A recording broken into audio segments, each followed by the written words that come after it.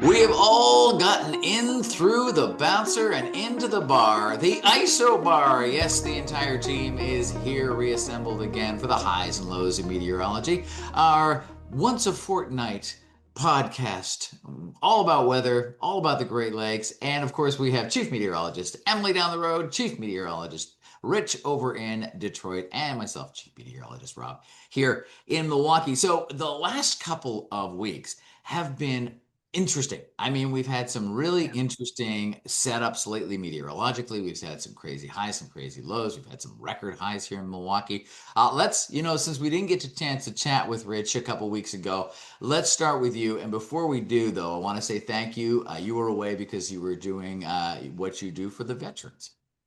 Yes, it's a busy time of the year for me, Rob and Emily. I'm a proud veteran, Mhm. and I get invited to speak at many functions. So I was out in the elements on Veterans Day. I was in the city of Troy, which is a northern suburb of Detroit, and it was an outdoor commemoration. And I said a few words, and I had the whole tassel cap on, the turtleneck on. I had Okay. long johns on. Yes. Last week, this time, we had wind chills in the teens. So it was one of those, early November blasts that we get, Chicago, Milwaukee, Detroit. We get these from time to time. Now, interesting is a couple of days ago, Saturday, we were at 67 degrees. So, it's just the Great Lakes crazy Mother Nature thing. So thank you, though. Thank you for the kind words, Rob. Very nice of you. Well, thank you. I mean, you weren't here to say it last episode, but thank you for all that you do, and all that you have done in the past, and for your service. And thank you for standing out there in the elements, because, like you said, what an interesting couple of weeks. A blast of cold, some crazy lake effect snow. Chicago, of course, you guys definitely had some challenges, Emily. Yeah, we sure did. It's been quite the week, as it has been for all of us. So if we think back to 2 weekends ago, the end of the weekend, Sunday into that Monday, we ended up having a pretty decent lake effect event that, everyone along the lakefront was preparing very heavily for, because we weren't exactly sure exactly where that heavy band was going to be setting up. Well, it skipped downtown Chicago, which I think a lot of us that are in the city of Chicago, we were a little bummed about this. We actually only squeezed out 1.6 inches at O'Hare out of that entire event. Downtown Chicago picked up around 3 to 3.5 inches. But other areas, so Lake County, Illinois, which is up near the Wisconsin border, and then skipping past Cook County, where Chicago is, rounding the lake into northwest Indiana, on either side of us, we had over a foot of snow reported in some locations. So we missed out in the city of Chicago, but a lot of our suburbs actually got hit. So what a way to kind of set the tone for winter, maybe. I think a lot of people were really excited about it, though, because it's been a long time since we've had a lake effect event like that. We actually, some of the language from the National Weather Service prior to that event was coming out with some of the workers there, some of the meteorologists, that they've been working in this market for 25 years, and they had never seen a setup that was this strong for this heavy of lake effect snow here in our area. So usually it'll kind of clip more so toward LaPorte County into southwestern lower Michigan, but not so much here. But we had a huge difference between the lake water temperatures that were still in the 50s at the time, and then we had air that was coming in the 20s and 30s. So that difference between the lake water and the air temperature was so large. So that's why we had this really incredible band of lake effect snow that was developing. And then from there, we had a huge warm up. We tied the record high temperature at O'Hare just what I believe it was like 6 days later on this past Saturday. So it's been a wacky week, but that's it's fall in the Midwest. Oh, We get yes, that. it Yeah. is. Yeah. Well, and as you mentioned, Lake County, of course, just a couple of counties north of that, Racine and Kenosha County here in our FOX6 viewing area. And the tiny little sliver of southeastern Milwaukee County got it as well. And so we had areas at 14, 15, 16 inches worth of snow in parts of Kenosha County. Meanwhile, parts of the rest of our viewing area, including downtown Milwaukee, nothing. I mean, just absolutely nothing, barely a flake at all. So it was definitely feast and famine when it came to that lake effect band. But you're right, it was kind of an early wake-up call, probably one that people needed because, we might be getting into a more serious winter this time around, and we'll be talking about that later on in the podcast. But having 14 inches in one spot of your viewing area and having, grass and leaves in the next, we did a great report. One of our newer photographers and newer journalists here went out and they drove from the lakeside areas of Kenosha, where there was about 14 and a half, 15 inches worth of snow. And they drove maybe about 5 miles due west and literally went from piles of snow to piles of leaves. So we got one guy with the snow shovel out 5 miles down the road, somebody else got the leaf blower out on the exact same day.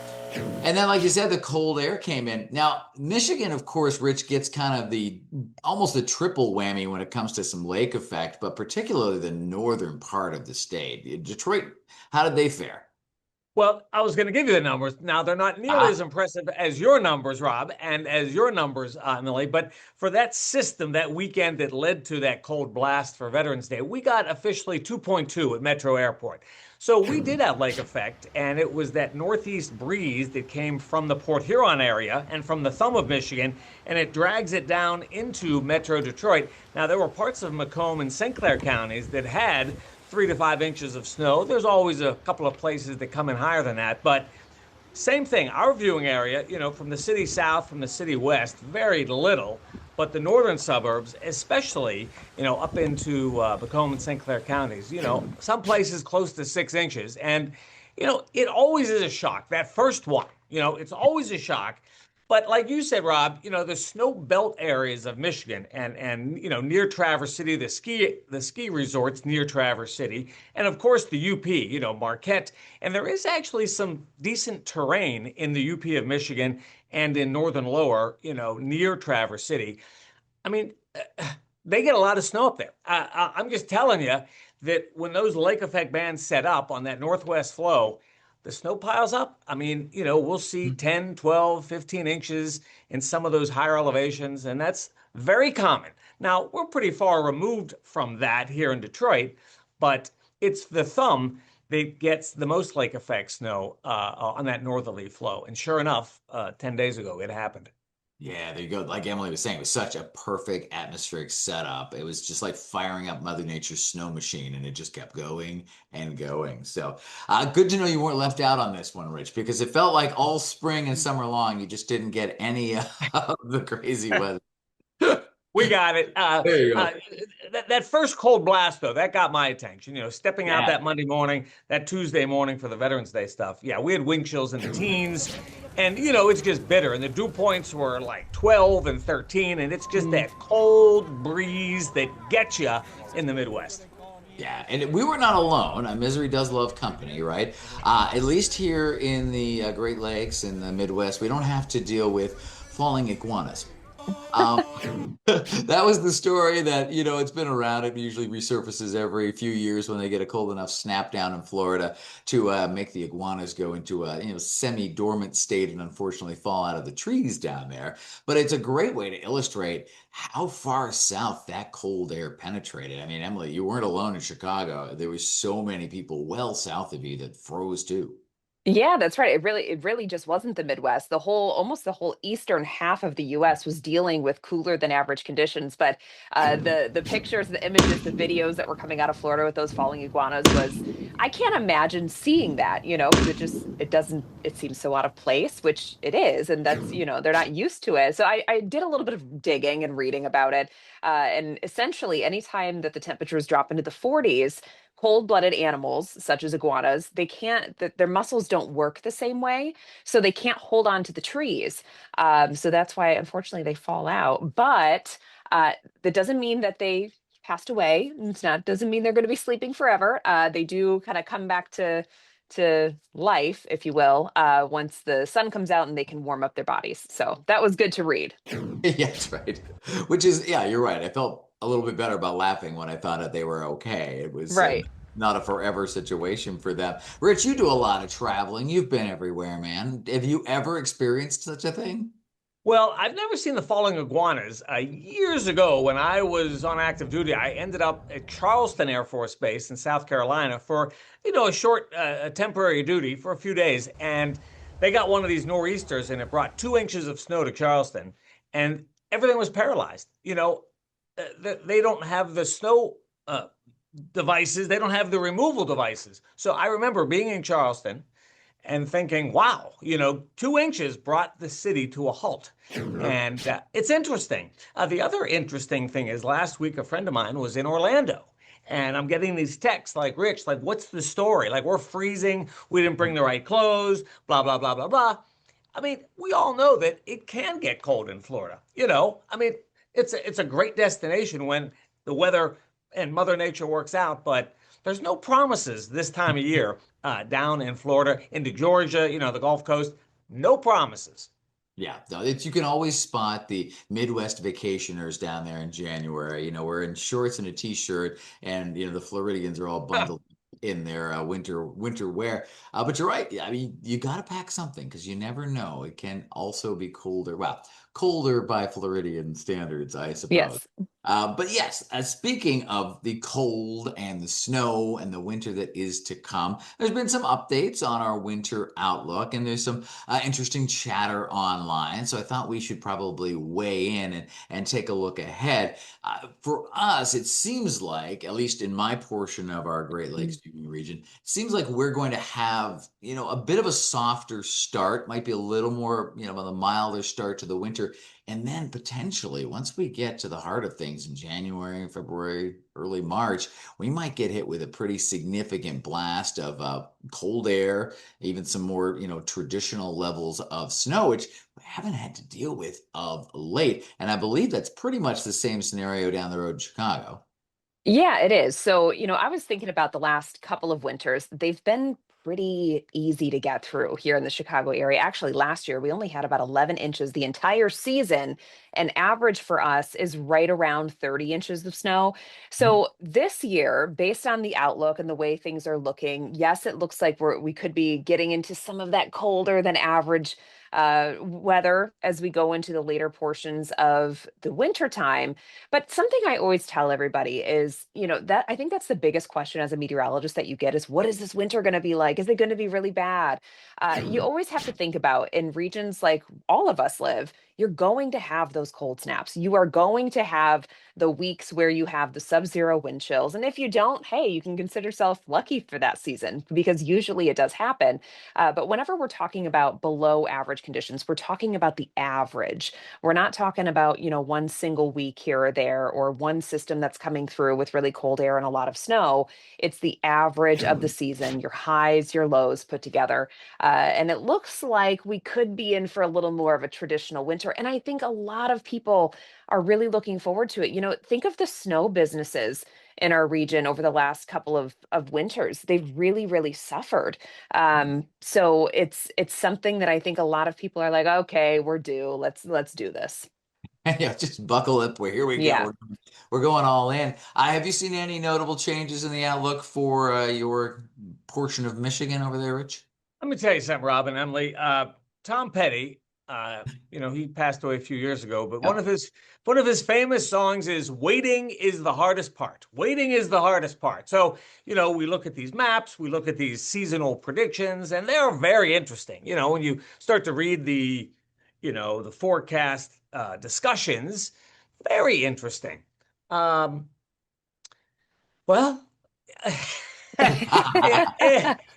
it's gonna be what it's gonna be. I mean, almost every time that I'm, talking in front of people, whether they're veterans, whether they're school kids. I was down in Grosse Ile earlier this week talking to kids, and they all want to know, is it going to be a bad winter? Is it going to be, the polar vortex? Is it coming back? And I'm not a big I don't like to put it all out there and say, yes, it's going to be cold. Yes, it's going to be snowy, but I always say, we've lived our lives in the Great Lakes, and some winters are harsher than others, and that's true.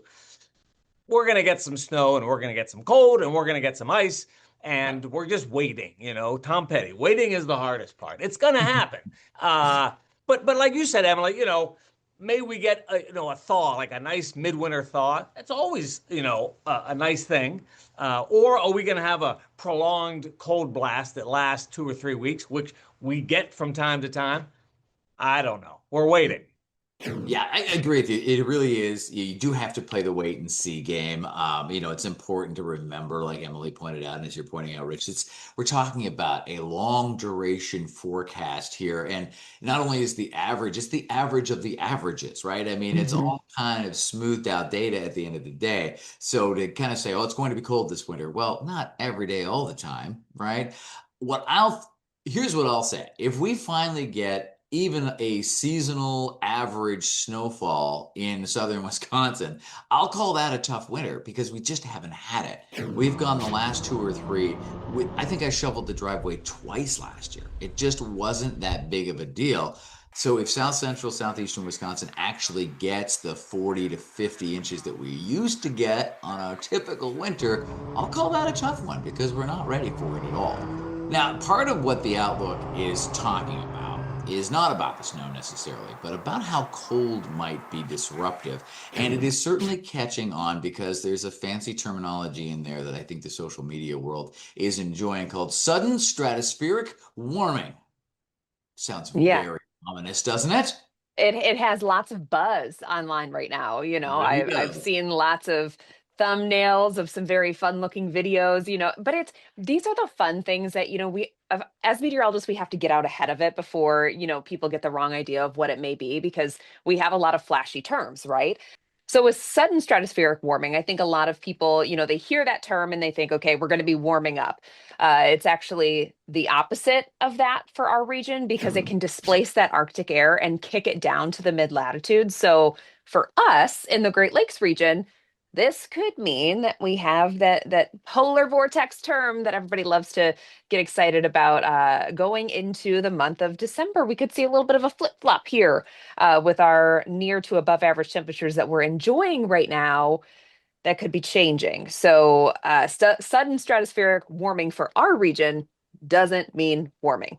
Yeah, it actually means the exact opposite. And I think it's interesting, downright fascinating, that the new fancy meteorological buzzword on social media is triggering the old meteorological buzzword on social media. I'm sure we were all around when polar vortex went viral. So the new polar vortex is the sudden stratospheric warming, which then triggers the polar vortex. You know what I love, and I get a kick out of it. Yeah. In the summertime with severe weather, and then in the wintertime, there's a lot of armchair meteorologists out there on social media. And, they'll pick one map or they'll pick one model and they'll say, this is 360 hours down the road, and they'll show this big blob of blue over the Great Lakes or the Midwest. And it gets the talk going. And I mean, we all know that, forecasting something, 2 weeks down the road, 10 days, 12 days, 14 days down the road is far from an exact science. But and the armchair meteorologists, some of them are quite clever and quite smart, and some of them Mhm. are very smart people who put it out there for whatever reason.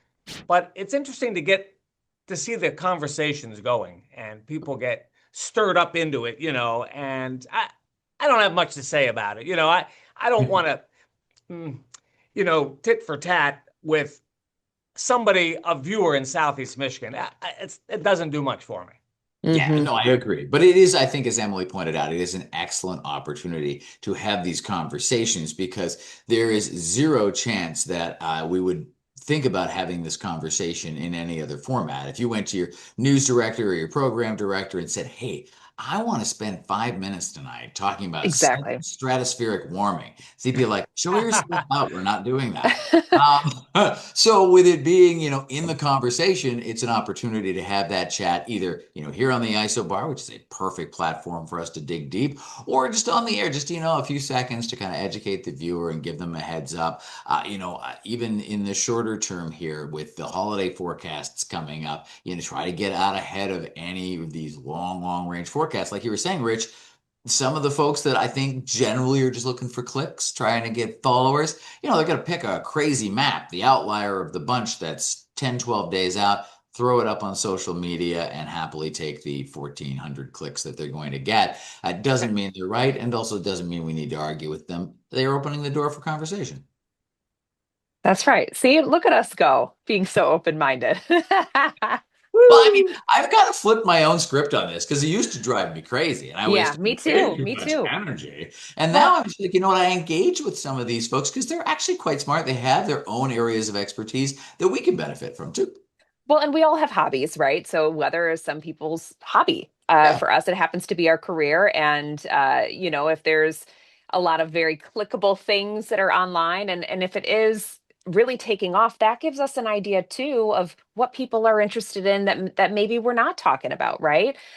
So it allows us, as we mentioned before, it just allows us to open the conversation and kind of bring viewers into our world of all of the things that we look at, because I think it gets lost on folks like how much data we actually are taking in all of the time for the forecasts that we do. So it's just kind of a glimpse into what we do.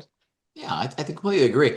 Now, on our last few minutes that we've got here, we're on social media anyway, so let's talk very briefly about the amazing auroras that we Oh, just keep getting. We had another back-to-back nights. I finally even got in the backyard and got some pics of my very own.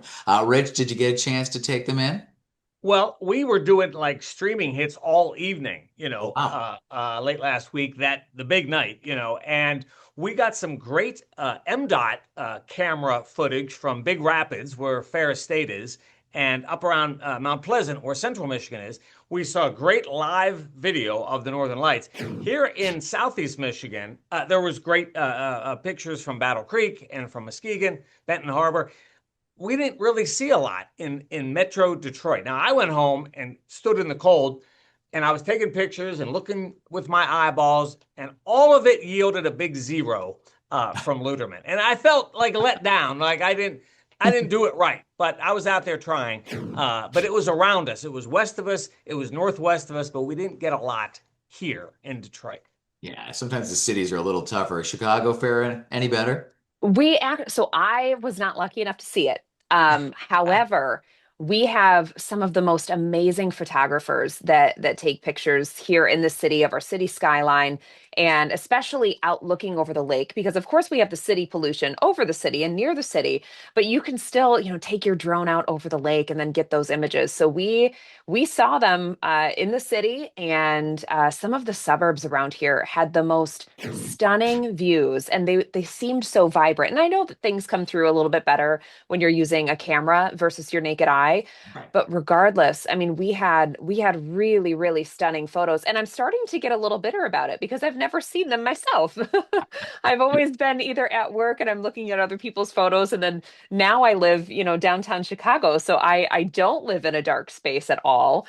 So my chances of actually seeing them when I look up is very slim. So when these events start to unfold, I'm gonna have to just take the day off and get out of here. Yeah, it is really a lot of fun.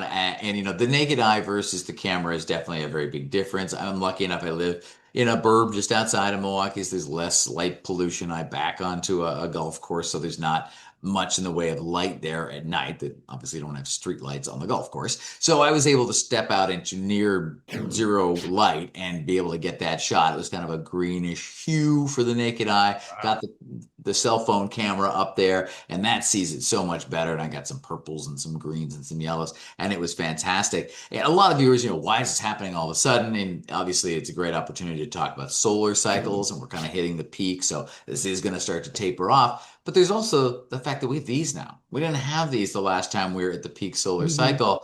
And so it was a little tougher to even know it was happening. We didn't have social media to yell at us and say, "Yeah, it's happening." So, there's definitely the solar energy is happening more often right now because of the solar peak, but it's also kind of the cause and effect situation of just, we know about it and we know how to see it now. We just didn't really last solar cycle 11 years ago. That's right. So I spoke to some experts at the Adler Planetarium here in Chicago, and they were mentioning that this past event, so the big one, we had two back-to-back days. The first night was when everything was a little more vibrant, a little easier to see, and locations all the way down to the Gulf Coast were seeing those northern lights. So they were mentioning though that this was one of the most widely captured events for the aurora borealis that we've ever had. Again, as you mentioned, because of the cell phones, and everybody is kind of living life through the screens these days. But with events like this, I mean, it makes it better, right? There you go. You can get outside and still be on your screen. It's a perfect Gen Z moment. It's kind of the mixed message that we really usually don't hear. Yeah, that's right. But hey, if it gets you outside, that's wonderful. Much, Rich and Emily. I appreciate your time today. We've had an amazing conversation. We could go on for hours and hours, but our digital managers would not like that. So we'll wrap it up here. We'll meet again in 2 weeks to talk more about the highs and lows of meteorology right here on the Isobar.